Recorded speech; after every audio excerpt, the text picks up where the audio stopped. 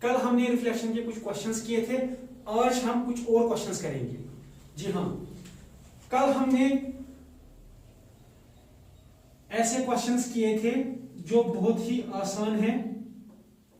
मतलब अगर आपको दिया होगा एंगल ऑफ रिफ्लेक्शन 30 है तो बताइए एंगल ऑफ इंसिडेंस कितना होगा, वो भी 30 होगा।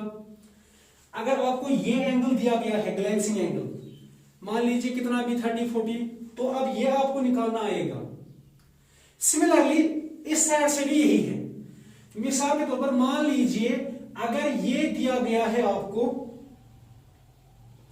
60 डिग्री, तो बताइए एंगल ऑफ रिफ्लेक्शन कितना होगा। जैसे हमने कल किया था उस साइड से, एंगल ऑफ इंसिडेंस के साइड से, अब रिफ्लेक्शन के साइड से है।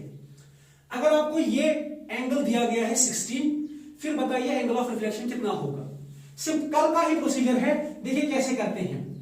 आपको पता ही है ये नॉर्मल है और नॉर्मल जो एंगल बनाता है वो 90 है, ठीक। तो मतलब ये पूरा एंगल कितना है 90। इसका मतलब इन दो एंगल्स को मिला के बनता है 90 डिग्री।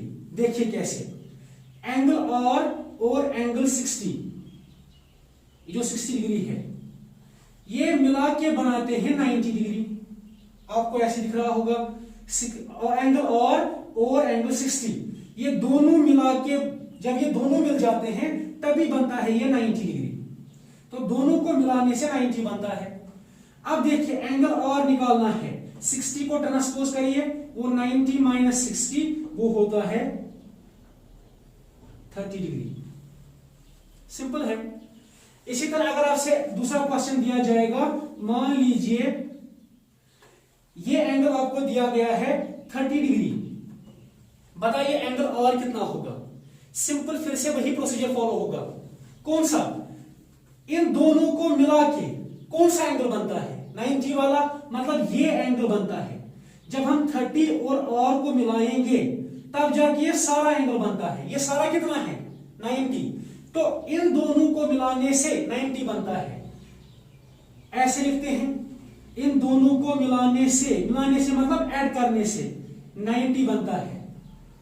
30 को ट्रांसपोज करिए, angle R is equal to 90 minus 30, angle R is equal to इस तरह से। अब इसके बाद आगे चलिए, अगर ऐसा नहीं दिया गया हो, अब आपको अगर दिया गया है एंगल ऑफ रिफ्लेक्शन, अगर एंगल ऑफ रिफ्लेक्शन ही दिया गया है, आपको ये एंगल निकालना है। मान लीजिए इसका नाम है ए, एंगल ऑफ रिफ्लेक्शन आपको दिया गया है 50। आपसे पूछा जाएगा ये एंगल निकालने के लिए, एंगल ए, तब कैसे निकालेंगे आप। बिल्कुल वही प्रोसीजर फिर से है। ये दोनों मिला के कितना एंगल बनाते हैं 90। देखिए ये दोनों जब मिल जाते हैं तो 90 बनता है, यानी 50 और एंगल ए मिला के बनाते हैं 90। अब 50 को ट्रांसपोज करिए, angle A is equal to 90 minus 50, कितना बनेगा 40 डिग्री।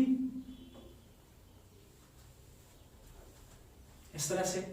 एक और क्वेश्चन देखिए, अगर एंगल ऑफ रिफ्लेक्शन 70 दिया गया है तो एंगल ए निकालिए। निकालने का प्रोसीजर क्या है, बिल्कुल वही। ये दोनों मिला के कितना एंगल बनाते हैं 90 डिग्री। कैसे पता चला, ये इस तरह से है, ये 90 है, इस 90 में के दो हिस्से हुए हैं, एक है ये 70, दूसरा है ये ए। मतलब जब हम इन दोनों को जोड़ेंगे तब वो वापस 90 बनेगा। किस किस को, 70 और एंगल ए को जोड़ने से 90 बनता है। 70 ट्रांसपोज करिए, 90 माइनस 70, एंगल ए आएगा 20 डिग्री। इस तरह से करते हैं। तो ये है सेकंड टाइप ऑफ क्वेश्चंस। इसको अच्छे से प्रैक्टिस करिए, खुद क्वेश्चंस बनाइए। इंशाल्लाह कल इसके बाद चलेंगे। तब तक stay safe, stay at home. Allah Hafiz.